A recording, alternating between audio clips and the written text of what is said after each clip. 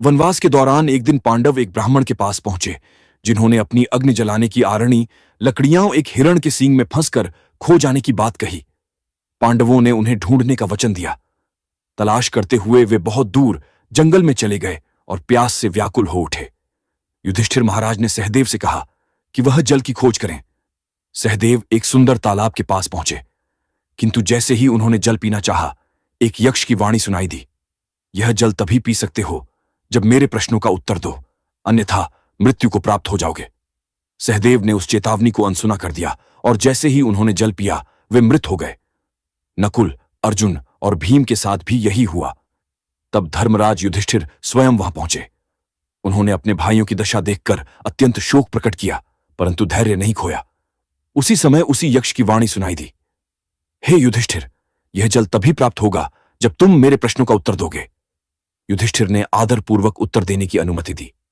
तब यक्ष ने धर्म, आत्मा, जीवन, मृत्यु और सत्य से जुड़े अनेक प्रश्न पूछे, जिनका युधिष्ठिर ने अत्यंत बुद्धिमत्ता व विवेक से उत्तर दिया। यक्ष ने पूछा, इस संसार में सबसे बड़ा आश्चर्य क्या है? युधिष्ठिर ने उत्तर दिया, प्रत्येक दिन मनुष्य मृत्यु को प्राप्त होते हैं, फिर भी जीवित जन यही सोचते हैं कि वे अमर हैं। यही सबसे बड़ा आश्चर्य है। एक अन्य प्रश्न था, सत्य और धर्म में श्रेष्ठ कौन है? युधिष्ठिर ने उत्तर दिया, सत्य ही धर्म का मूल है। जो व्यक्ति सत्य पर स्थित रहता है, वही सच्चा धर्मात्मा है। इस प्रकार जब युधिष्ठिर ने सभी प्रश्नों के उत्तर धर्मपूर्वक दिए, तो यक्ष अत्यंत प्रसन्न हुए। उन्होंने कहा, मैं तुम्हें वर देता हूं। बताओ, अपने मृत भाइयों में से किसे पुनः जीवित देखना चाहते हो? युधिष्ठिर ने उत्तर दिया, मैं चाहता हूं कि नकुल जीवित हो जाए।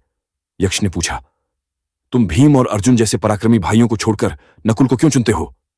तब युधिष्ठिर ने कहा, मेरी माता कुंती और मेरे पिता की दूसरी पत्नी मद्री थीं। मैं कुंती पुत्र हूं, और यदि मैं स्वयं जीवित रहकर केवल कुंती के पुत्रों को ही जीवित कराऊं, तो यह अन्याय होगा। इसीलिए मैं चाहता हूं कि मद्री के पुत्र नकुल को पुनर्जीवन मिले, ताकि दोनों माताओं के पुत्र जीवित रहें। युधिष्ठिर की निष्पक्षता, न्यायप्रियता और धर्मनिष्ठा देखकर यक्ष अत्यंत प्रसन्न हो गए। उन्होंने कहा, हे धर्मराज, तुमने केवल बुद्धिमत्ता ही नहीं, अपितु निष्पक्ष धर्म का भी पालन किया है। मैं तुमसे अत्यंत प्रसन्न हूं। इसके बाद यक्ष ने सहदेव, अर्जुन और भीम सभी को जीवनदान दे दिया। तब यक्ष, जो वास्तव में धर्मदेव युधिष्ठिर के पिता यमराज थे, प्रसन्न होकर प्रकट हुए और चारों भाइयों को जीवनदान देकर आशीर्वाद दिया कि पांडवों का अज्ञातवास सफल होगा।